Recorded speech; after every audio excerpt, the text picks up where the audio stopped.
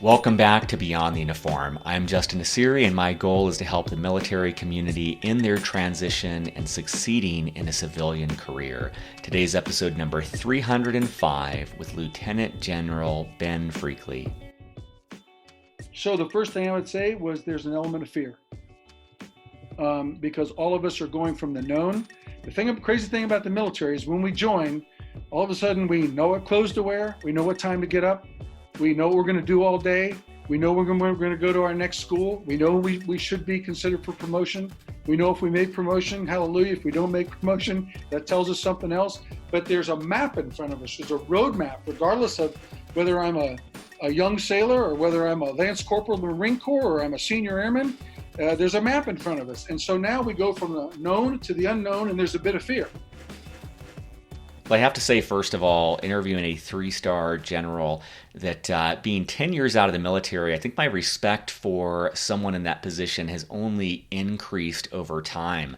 At the Naval Academy, we would see flag officers on campus, and the main feeling I had was just one of avoidance. You know, it felt like an ant not wanting to be crushed by an elephant.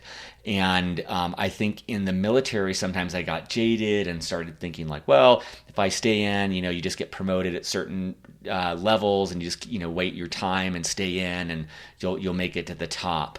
And I think that in the 10 years since, I just see that, being CEO of a Fortune 1000 company, or being a rank of admiral or general, each of those, it's just unbelievably difficult to achieve that level, and just the skill set required to continually adapt one's leadership and then manage just a massive organization like that is still mind-boggling to me. So it was such a treat and honor to meet with Benjamin today and to hear about the lessons he learned in the military, but also learn what it's like to transition at such a senior rank after over 30 years of military service into in this case, leading an incredible organization like Arizona State University, as well as the McCain Institute for International Leadership. I think there's a lot about leadership here. It's a lot about curiosity, about realism in the transition, about supporting the community. There's a lot of great information about ASU in this as well. I had brief time with Benjamin, and I wanted to use that time as much as possible to hear from him, and I hope to have him back on the show. So I wasn't able to read the bio at the start of our interview, and I wasn't able to interject as much as I normally do. So if you stick around after this episode, I'll go through a few minutes of discussion of what stood out to me in case that's helpful, maybe reinforcing some of the points from this interview. But let me give you his bio. Lieutenant General Benjamin Freakley is the Special Advisor to the President for Leadership Initiatives at Arizona State University. Additionally, he serves at the McCain Institute for International Leadership at Arizona State University. He recently retired from the U.S. Army recently as in 7 years ago, after more than 36 years of active military service, and was serving as Commanding General of U.S. Army Accessions Command at the time of his retirement. He started out at West Point. As you'll see in this conversation, that is just barely scratching the surface of his experience, and I hope you enjoy this one. As always, at beyondtheuniform.org, you will find show notes with links to everything we discuss, a couple great YouTube videos where he's talking about different topics, and you'll also find over 300 episodes just like this one. You'll also find we have our new Beyond the Uniform swag section. If you want to get a hat, t-shirt, polo shirt, or sticker, we're selling those at cost. We don't make a penny. At cost to members of the military and veterans, or if you want to donate additional, there's an option for that as well, or if you're not part of the military, we charge a couple bucks more. So with that, let's dive in to my conversation with Ben. Well, joining me today in Arlington, Virginia, my guest is Lieutenant General Benjamin Freakley. Ben, welcome to Beyond the Uniform. Thank you. It's good to be with you, Justin. And for listeners, I just want to give a call out. Special thanks to John Fenzel from episode 199. John, a man I greatly respect, said of Ben that he is one of the best leaders I've ever known. And when you get that sort of endorsement from someone like John, I'm eager to connect with the person. So, Ben, thank you so much for your time today. Well, you're welcome. That's high praise from a superb leader, John Fenzel. I agree. Well, maybe to start things off, I'm excited to learn about, you have led the 10th Mountain Division in Afghanistan, and I'm wondering if there's any lessons learned from that leadership experience that you'd like to share. Well, we'd need about 8 podcasts to fill up all the learning I did in that experience. But first, I was very honored to have the opportunity to lead the women and men of United States Armed Forces. It was the 10th Mountain Division was the core of what's called a joint task force. It was Army, Navy, Air Force, Marine, and a lot of our great interagency partners, FBI, CIA, Department of Agriculture, United States Agency for Internal Development, just a magnificent team of Americans who are trying to do great work and change the environment for the Afghans. I guess my one huge leader lesson would be patience when you lead at that level and you lead a complex organization that also included international forces from primarily NATO and the Afghans themselves. You need a lot of patience. You need to really understand where other people are coming from and what their limitations and what their capabilities are. I think the other big takeaway for me would be that leaders need to understand the culture, the environment they're leading in. That goes from a teacher who's in the 4th grade and is going to change and now start teaching in the 9th grade to a banker who's leaving the for-profit and moves to a nonprofit. It's important as we move around as leaders to really understand the culture that we're leading in. But those would be my 2 biggest, was probably patience and understanding the culture where you are. That's great. I've been out of the military now for about 10 years, and I think my maybe appreciation and respect for leading at that level and the coordination that must be required to have all of these different organizations and all of the people underneath them headed in one direction. It's just very difficult for me to get my head around at this point, just the sheer challenge involved. So I love that thought of understanding the organization and that empathy for the people that you're leading.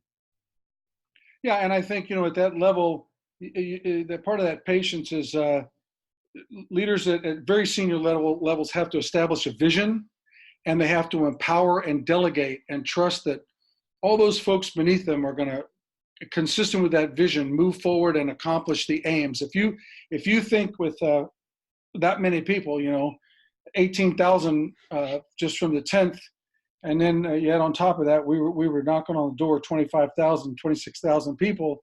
If you think you can get into every nuance of leadership, that's really naive. And so it's so important just to reiterate your vision, reinforce the values of America, who we stand for in person, and our service values, and then also to delegate, and just trust the team to take care of it. It's amazing what you see people do. I mean, I walked away from seeing 19-year-olds on the battlefield, and I turned to my aide and say, I'm just not worthy to lead these guys, because they were just so incredible as young men and women out on that battlefield. That kind of just brings up a question in the moment. And just for context, I left the Navy when I was an 03, a lieutenant. And at the time I was just looking and marveling at how my bosses, lieutenant commanders, 04s, how the skill set required to succeed was completely different than the skill set I needed to succeed. And they needed to delegate, they couldn't be an individual contributor anymore. And so when I view someone like yours military career, the question that baffles me is like, man, you must have had to reinvent your leadership style every 2 or 3 years. I just imagine as you kept on getting promoted, what worked for you in the past was not going to work for you in the present. And I'm curious, how you approach that, how you continue to learn and evolve as a leader. I think it's really remarkable. Well, thank you. I'm not any special case. There's a lot of great people at all levels doing that. One of the things that helps is this idea that our military talks about is direct versus indirect leadership. So when you're a young non-commissioned officer, when you're a young officer in any service, it's direct leadership. Follow me, do as I do. You know, in the Army, we talk about be, know, do. You know, be an authentic leader, know your job, and do, lead by example. So that direct leadership is very, very much hands-on, by example, with the team in the trenches, either learning from them or showing them what to do. As you get, up to the lieutenant colonel, commander level in the Navy, it starts to become sort of you're standing on the fence post between direct and indirect leadership. And clearly, by the time you're a Navy captain or Army colonel or Marine colonel, you are now in indirect leadership mode, and you've got to delegate to others. You've got to sort of be President Reagan, trust but verify. You know, sometimes you got to go down and check the boys down in the propulsion unit on the ship, but a lot of time you're still up in the command and control center, commanding the ship. So it is an art form, and you're exactly right. I think style changes. You know, if you go into an organization that needs a lot of discipline, that needs a lot of reinforcement of values and the way forward, there's a lot of more of a hands-on and maybe very directed leadership style. As you take on a mature organization like our Joint Task Force was in Afghanistan, working with these incredible professionals from the CIA, the Navy, the Marines, the Army, there's a lot more, hey guys, how do you think we ought to do this, sort of consensus leadership, point them in a direction, solicit their ideas, listen, then make a decision and execute violently. But it is an art, and you're exactly right. And it's a great leadership point about you have to adapt your style to where the environment you're leading in. You're exactly right. One other just kind of spur of the moment question with that is, given your incredible leadership experience in the military and now, 7+ years leading outside of the military, have there been any surprises or any thoughts about things that you needed to change, or how is there any difference in leadership now that you're outside versus when you were in? Well, absolutely. I mean, first of all, I had this wonderful opportunity to serve at Arizona State University and in the McCain Institute for International Leadership, which is a part of our university. And anybody who thinks that they can go into higher education with all these incredible professors and researchers and bright minds and say, hey, we're all going to do this right now, you're out of your mind. It's really very much consensus leadership. And it takes a lot more time. You kind of introduce a notion maybe in week 1, and maybe in week 2 you say, what do you guys think? And in week 3 you say, you still with me on this? And then week 4 you kind of get going on it. But the old walk out on the deck of the ship and say, right, we're going to make a left turn here with the ship, get on this bearing, and everybody get to battle stations. That doesn't happen with higher education. It's a mutual respect. It's a mutual understanding that everybody in the room brings incredible talents and gifts to the table, and it's trying to get the most out of everybody to move in the direction that they need to move to in what's America's biggest nonprofit public university. But it's a blast. It's a challenge, but it's a blast because you're around such talented people. And for me, I'm around young people, and I like being around young people as an older guy. That's awesome. I also wanted to ask, you took over the Army's Accessions Command at a time when the Army was not meeting its recruiting mission. How do you climb that nearly vertical learning curve quickly and then lead out of that kind of crisis? Well, you go to the troops a lot. The first year I came out of Afghanistan in February after 13 months. And in May, I took command of Accessions Command. I had never been an Army recruiter. Thankfully, I had commanded Fort Benning, Georgia, and knew the role of the drill sergeant. Army Accessions Command, for the listeners that don't kind of remember it or know much about it, the idea was from first handshake to first unit of assignment. So meeting the civilian on the streets of America or on our college campuses, both with soldier recruiting and with officer recruiting and development, all the way through initial military training, where they got trained at Fort Benning or Fort Sill, Oklahoma, or Fort Huachuca, Arizona, that initial training till they joined their unit. So for me, you're exactly right, incredible learning curve. So after that 13 months, first year I was in Accessions Command, I traveled over 200 days. Wow. And I went so my battle rhythm, if you will, was, like I said, I'd go to Dallas, Texas. And in Dallas, I would go to a high school where we had 1,683 high schools with 300,000 young men and women in junior ROTC, which is a civics program. And by law, you can't recruit from it. But I just go to see how we were executing that civics program to those young men and women in those 1,683 programs. And then in Dallas, I'd go to a university like Southern Methodist University, and I'd look at the ROTC program, and I'd see what they were doing with developing officers. But my real learning curve was going to recruiting stations and talking to the sergeant first class, that E7 that runs those recruiting stations, and talking to their battalion sergeants majors, these permanent recruiters, these professional recruiters, and say, how you doing? How are you doing it? What do you need? You know, at that level, my job is to resource the field. Give them the right number of recruiters, give them the right kind of money for marketing and advertising. We're doing the Army Strong campaign to work with John Finzel and his brigade, which had the best parachuters, best marksmen, best exhibitors in the Army, to sort of figure out where to send those assets at the right place to tell the Army story, to raise the level of awareness in a community, complex, but learn from the streets. And having seen these recruiters talk to me about best practices, you know, African-American female recruiter in Chicago who says, hey, sir, I'm successful because I go into the family's living room and I recruit in front of the whole family. So I don't keep the grandmother or the mother or anybody out of the loop. The whole family's involved, and they feel like it's transparent and they have a say. And you just find those bright leaders out there, and then you try to replicate it across the command and encourage people to get out and get after it. Knowledge that it's hard work. A lot of people have no idea the hours that our recruiters put in, the hours that our drill sergeants put in to build the Army or our Navy or our Marines or our Air Force. I mean, the institutional side and the devotion and the sacrifice and the work that our college professors and our recruiters and our drill sergeants do is really misunderstood, but it's unbelievable the sacrifices they and their family make to, what I say, build the Army. I used to say to the team, you guys are creating the United States Army in a time of war. Other people are leading them, but you're creating them. And it was just listening to the team and trying to learn best practice and learn as fast as I could.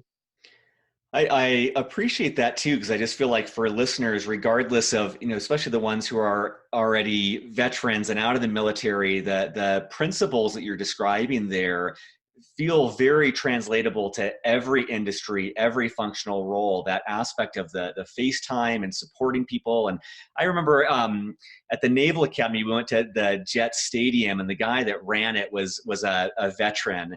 And I just remember him, like, he was taking us around, and every person on the ground, he knew their name. He was like, hey, I got the walkie-talkie you wanted. And that's what comes through to me when you're talking of just like getting in front of your team and seeing how you can support them in this servant leadership model that I think no matter what someone ends up doing, in uniform or out, that's just such a great foundation. Well, you're exactly right. And, you know, one thing our listeners can take great stock in, I would just say one thing to them, and is, if you don't know your hometown recruiter, Army, Navy, Air Force, and Marines, shame on you. You should go know them and help them build our military. But on the other side, yes, one of the most easy transferable skills for a veteran is their number one knowledge of what service truly is. They really know, regardless of service, how to put others before self. You know, the old shipmate sailor is the best way to put it, you know, and but the Army's value of selfless service, of putting others before self, is so translatable and so rapidly recognized by for-profit, nonprofit, cross-sector leaders. They pick up on that right away. They're astounded that someone's at their desk past the work hours, and they're saying, what are you doing? Well, it's my duty to get this report in, or I've got to talk to this guy in the field, or I've got to get this requisition or this supply slip filled out so these guys can get what they need. Some people are like surprised by that, but they're looking at that skill set as a profession, not as a job. And they're giving something to it. They're bringing that selfless service. But I think the other thing is that raw, direct leadership of knowing your team. You know, just ask them, hey, how's your wife doing? How's your daughter doing? Hey, how's your mom and dad? What's up? That's such a skill that's learned in the military, but not in the civilian workforce. And you see it all the time. And you're exactly right. And it's something that they can really anchor to. They may not know everything that Intel Corporation needs them to bring. They may not be an expert, but they understand teamwork, leadership, loyalty, selflessness. They understand that. And it's a real bankable skill set that our veterans have. That's great. I also wanted to ask, and this is directly related. We got feedback from our audience where they said, hey, we'd love to hear more transition stories from 05s and above. We're going well above 05 with your own transition story. But I know it's nearly 8 years ago. I'm just curious what your transition was like, and any advice you'd like to share with people who may be at that 05 and above level about how to approach the transition. Sure. Well, for the first thing, here's a guy that went to West Point when he was 17 years old, and he's now 59. No idea of where it went, but it was a joyous ride. Incredible people. It was the people, the soldiers and their families. So the first thing I would say was there's an element of fear, because all of us are going from the known. The crazy thing about the military is when we join, all of a sudden we know what clothes to wear. We know what time to get up. We know what we're going to do all day. We know we're going to go to our next school. We know we should be considered for promotion. We know if we make promotion, hallelujah. If we don't make promotion, that tells us something else. But there's a map in front of us. There's a roadmap, regardless of whether I'm a young sailor or whether I'm a Lance Corporal in the Marine Corps or I'm a senior airman. There's a map in front of us. And so now we go from the known to the unknown, and there's a bit of fear. And, I'm 59 years old. Do people want to hire me? I mean, why me? I'm an old guy going to the workforce. What field? Where should I go? I had one general say to me, you exactly have to know what you're going to do when you leave the military. I would argue with that a little bit. I don't know that you need to be locked in so hard that you can say, I'm going to go work for DuPont Chemical and nobody else. And if they don't hire me, I guess I'll be homeless.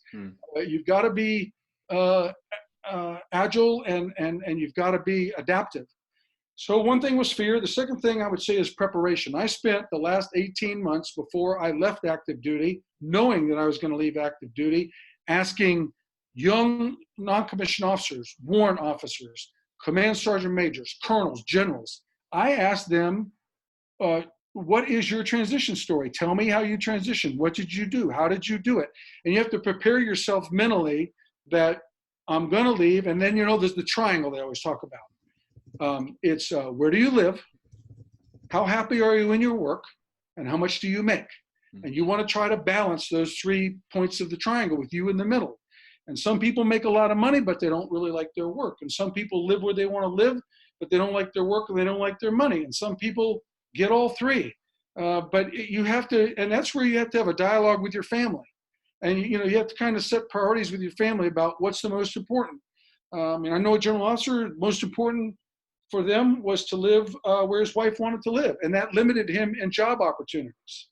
But the first priority was where they lived. But I think you have to think about those things in parallel. So I was thinking about that.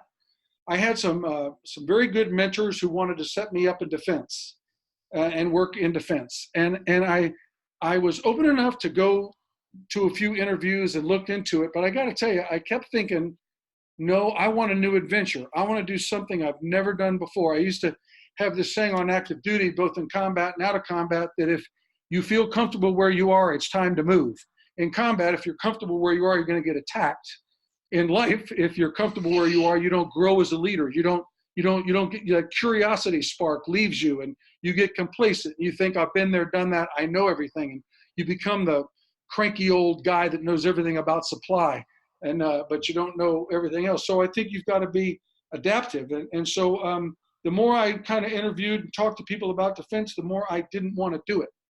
And I had this wonderful opportunity at Accessions Command to learn more about education, both junior high with or high school with the junior ROTC program, and with higher education with senior ROTC. We had 37,000 students in almost 1,200 universities through Army ROTC.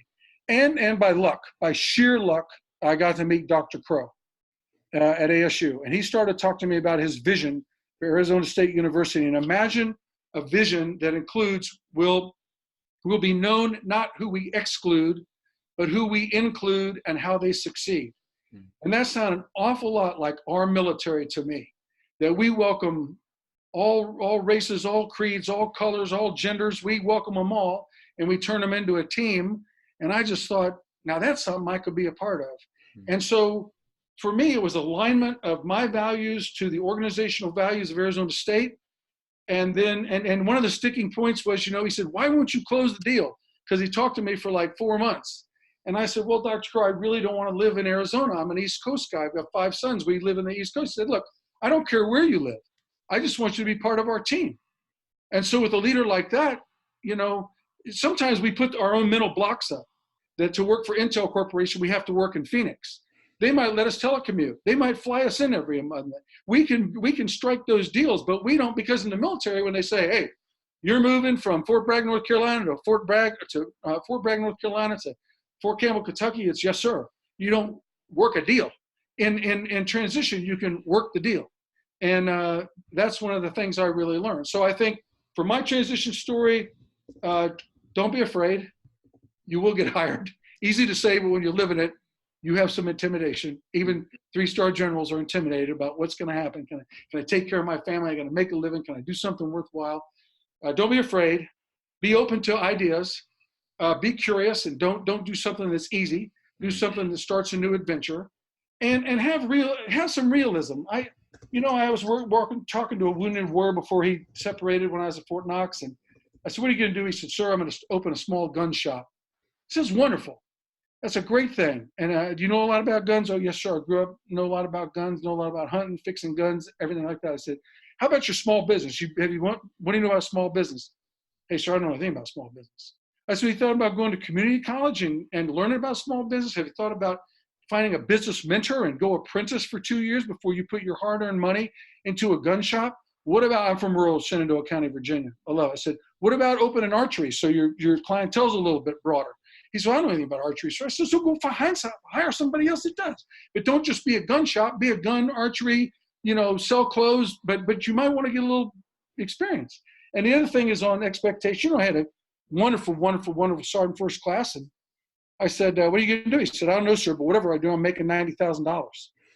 I said, "Wow, how are you going to do that? You got a job?" He said, "No, but with my experience in the Army, I'm going to set up right at $90,000 to get in the force." I'm like, "Brother, you might want to be a little more open. You might find some place right next door that you love with great people who share your values. And what if it's only 65? You're going to say no?" And they'll recognize your worth and they'll fleet you up. But sometimes we set unrealistic hurdles in front of ourselves, and then we don't sell ourselves to the workforce. And then the other thing is just, the first thing I dropped was general, sir, and needing anything. Even at ASU, they said, "Well, do you want an executive assistant?" I said, no, let me get going. Let me demonstrate that I can bring something to the university. I don't want a lot of support. Let me contribute. Because I was told that some people think that generals, to take a job, need a lot of support around them to get the job done. And you do get a lot of support on active duty, but you're not going to get it on the other side. So a little humility and a little figuring out and stepping back to rolling up your sleeves and getting it done helps a lot. I love it. And listeners know I usually like to comment after statements. There's so much there to unpack, and stick around after this episode. I'm going to kind of reiterate some of these points because Ben just left so many gems in what he just said. And I don't want to take up the time here, but I'll do that after the episode. I want to make sure we talk about your work at Arizona State University, where you work for the president on all of the leadership initiatives, as well as the McCain Institute. And maybe just to simplify this, if you were talking to someone on active duty who asked you what you do for a living, how would you explain those organizations and what you do on a day-to-day basis? Sure. So first of all, at Arizona State University, I work at the most dynamic, inclusive, innovative, entrepreneurial, forward-thinking, nonprofit public university in America. With 80,000 students online and 80,000 students on campus and 50,000 students online, including 8,900 veterans, and every one of them count as an individual, and every one of them are incredibly important to every one of us, because our whole thinking, guided by our president, Michael Crow, is, again, will be known not by who we exclude, but who we include and how they succeed. Because you see, today in the 21st century, the knowledge era, our higher education has it wrong in describing themselves as being exclusive. We're the Naval Academy. We only let in 10%. Same with West Point Air Force. We're William and Mary. We only let in 8%. We're Harvard. We only let in 7%. In the knowledge era, we need 40% of America's workforce to have a college degree so they can innovate and create work for the rest of America. Everybody doesn't need a college degree. Thank God there's guys that can repair mufflers. Thank God there's guys that can wire electricity in your home. Thank God that there's x-ray technicians that can hook you up when you're not feeling well. But we do need an educated population. And when our colleges should be opening the doors and bringing in Americans and internationals, we're not doing that, but we are at Arizona State. So one part of my work is I'm advisor to Dr. Crow on leadership initiatives, which is just a big title for doing the work that he and I together think needs to be done. But one of the things you can imagine, there was a lot of military activity at Arizona State, and our team was able to bring that together in what we call the Military Affairs Council. So whether it's active duty officers getting an advanced degree, or it's our veterans getting a degree, or it's research, military research, or it's working with military entities like Fort Huachuca, Luke Air Force Base, and others, we bring all that family together for collaboration and coordination, not command and control, not trying to tell them how to do their research or how to train veterans or educate veterans. We're trying to keep each other aware and do the best things we can to advance the work. So for instance, an online veteran, Department of Defense wants a veteran to pay $220 for a credit hour. Our credit hours cost more than that because we have full professors that teach online. We don't use instructors. So we have a scholarship. Our veterans pay $220. We make up the rest of it with a scholarship from ASU where we pay the professor the full rate, but our veteran only pays what the GI Bill allows for, no penalty to the veteran. That's one thing we've worked through. Another thing we work through, our online veterans, sometimes they're on a ship, true story, in Seattle, and the ship's in rebuild. So they're fully capable of being online. All of a sudden, the ship goes out for sea trials after workup, and they're not online for a while. So do you drop them for the class? Do you give them an incomplete because they're not online? No, you understand that they're on a field training exercise, or they're deployed, or they're in a ship workup, and you tell them, okay, when you can come back, you complete the requirements, you get your grade, you complete your course, no cost, no extra cost. You're still an active learner, an active student. We started, because of my time in Afghanistan and grappling with the lack of trust between State Department, DOD, USAID, a lot of friction on these provincial reconstruction teams. Hey, you military guys have everything. You have Humvees, you have HF radios, you have IED jammers, you got everything. We don't have anything. You get this friction and there's a lack of trust. So we started the one-of-a-kind Arizona State University Public Service Academy. And from having nothing, based on like a service academy like the Naval Academy, we bring in men and women, full scholarship. We teach them cross-sector leadership, public, private, nonprofit, to go forward and selflessly serve in those sectors other than military.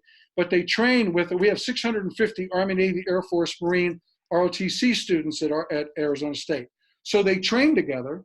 So the military guys understand the mindset of the folks that want to be nonprofit, and the nonprofit guys understand the military mindset. And hopefully, heaven forbid, 20 years from now, some Navy captain shows up where a tsunami is hit, and there's a USAID rep there, and they both graduated from a public service academy, and they immediately have trust. They have a common shared experience because what they experience together. And we want to prototype a public service academy at Arizona State, and then other universities pick it up and do it as well.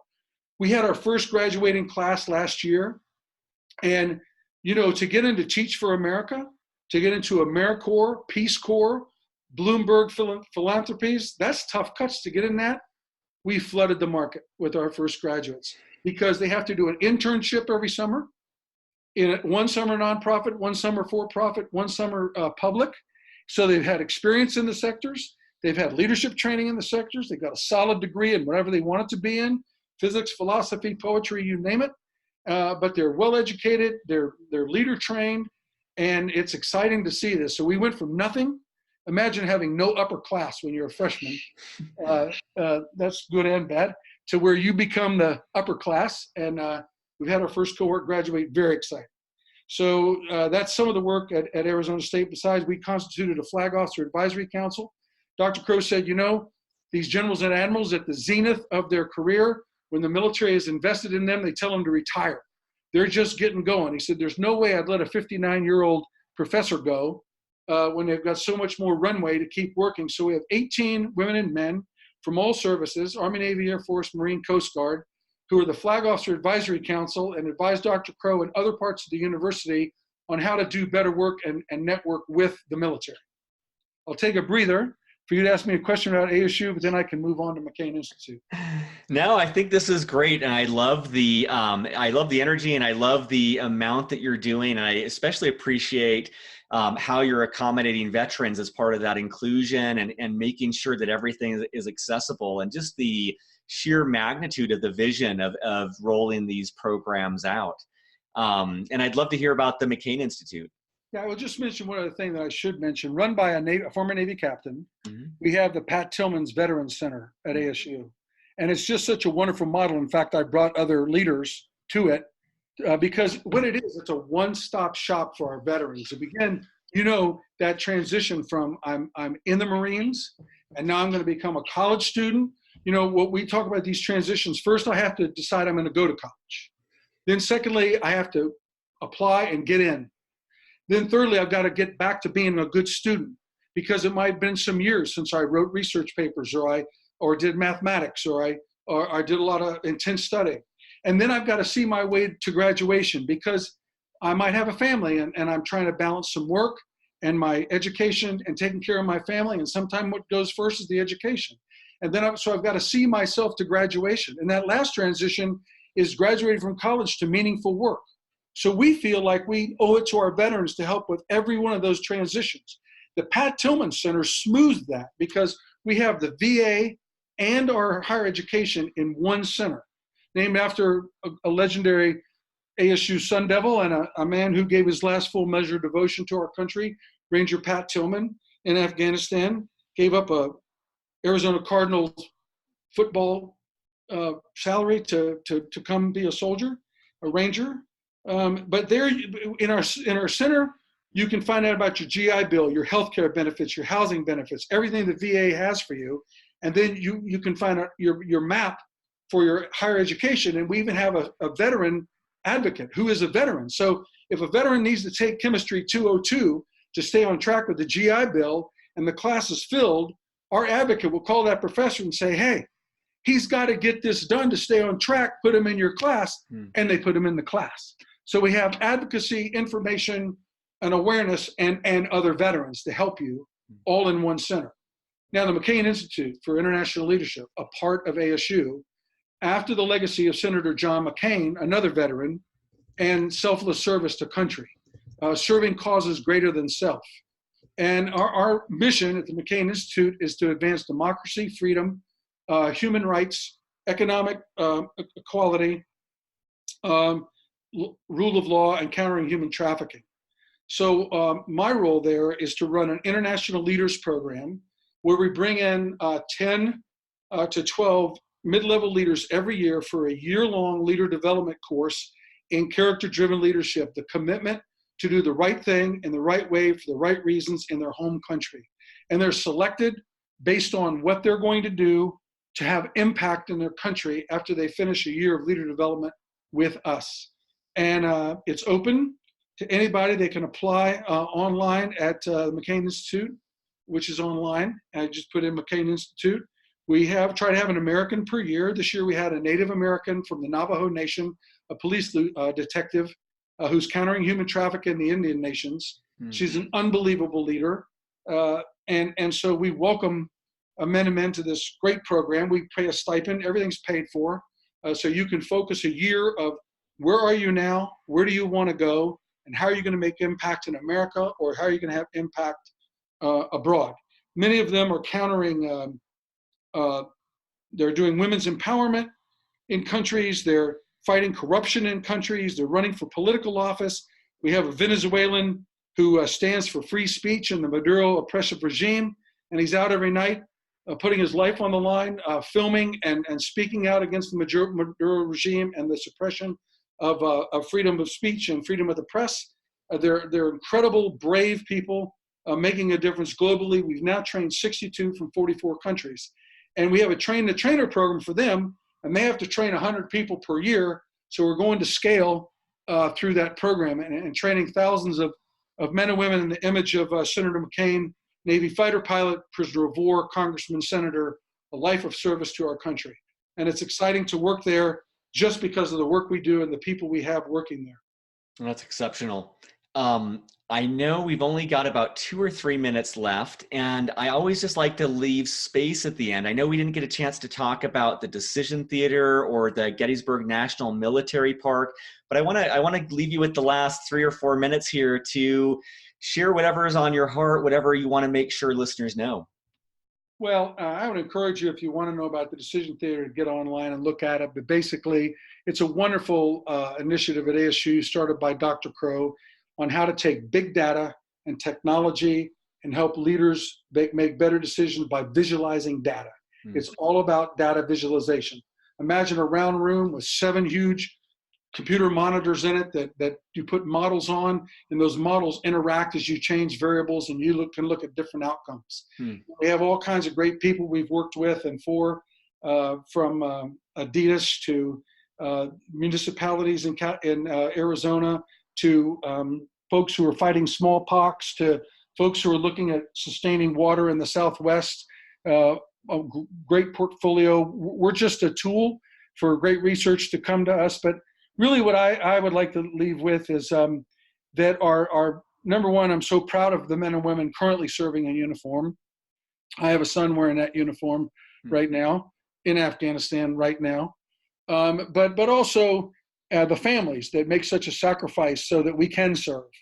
And the families that, it's so hard for our families because most of America doesn't realize we're in the conflicts we're in right now globally, and especially where our special operations forces are, and many of our National Guard, Reserve, and Special Forces folks are deployed in penny packets around the globe, helping even the Marines standing guard at embassies globally. We don't think about those guys until we read about them, and we ought to be on our knees every night thinking that they're standing watch so we can have our freedoms. But the other thing to our veteran listeners, I would just say take heart. You've got everybody who's pulling for you. Get connected in your communities and know who the different veterans organizations are and the people that are servicing veterans. Get out there and look for a hand up. Please don't look for a handout because you're better than that. But look for those hand ups because all of us will give you a hand up. If you need, I'm on LinkedIn. If you want me to help you figure out the higher education space, jump on it and I'll help. Just take stock instead of complaining that there's nothing for me out there. In this war since 2011, 2001, a lot has come out, and look for the better organizations and seek their help. President Bush's Institute has a whole part of it that's dedicated to helping veterans. President Obama, Ms. Obama started joining forces and have different organizations that have signed up to help veterans. But again, the veteran's got to look for his or her fit. But take heart. America stands behind you and with you as veterans, and there is a place for you. Sometimes it takes a little time and a little agility, but there is a lot beyond the uniform for each and every one of you. Well, General, thank you so much for your time. I feel like the amount of wisdom that you were able to share in just a short time is exceptional. And I think that this is one of those episodes that warrants a second listen for people just to soak in all of the extensive experience both in and out of the military that you have and how you blend those two. So thank you. And I know there's probably no shortage of demands on your time, but I appreciate your making space for us today. No, you're very welcome. And I'm very proud of you guys and what you're doing to spread a greater awareness and help our veterans move away from suicidal thoughts to hopeful thoughts and a great bright future in front of them. And that's what you guys are doing. I'm proud of you and thankful to you for doing it. Surface.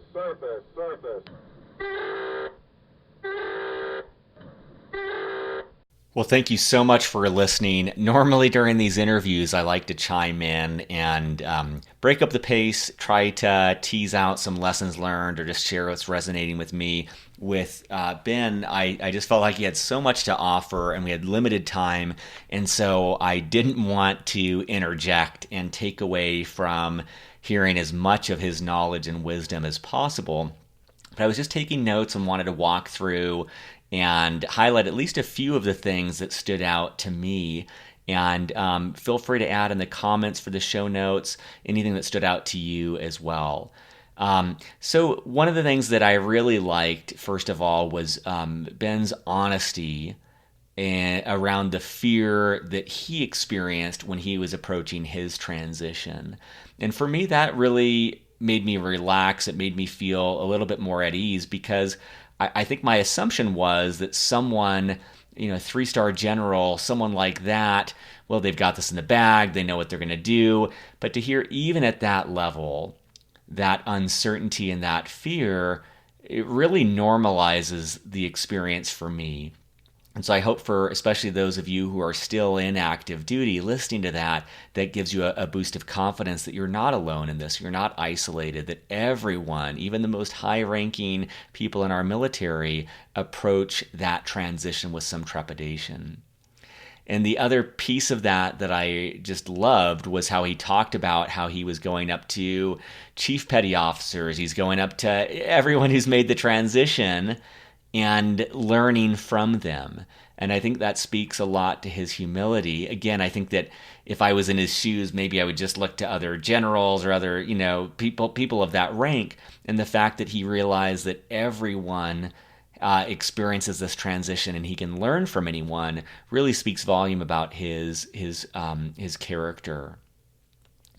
I loved the sense that I got from him around curiosity, around learning something new. And this, yet again, flies in opposition to some of my assumptions going into this. I thought, someone had spent over 30 years in the military. They're just going to coast on that. They're going to continue to do what they were doing.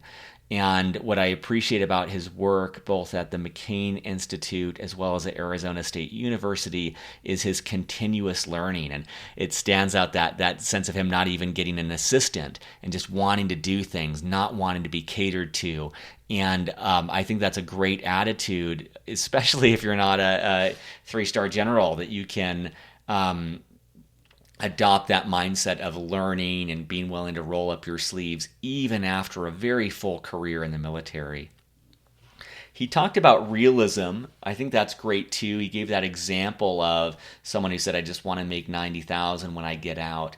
And I think that does shortchange you. It shortchanges you of all the different levers and factors that play into job satisfaction, location, the connection with people at work, the size of the company, the functional role, the industry, all of these softer factors that are outside of a numeric paycheck.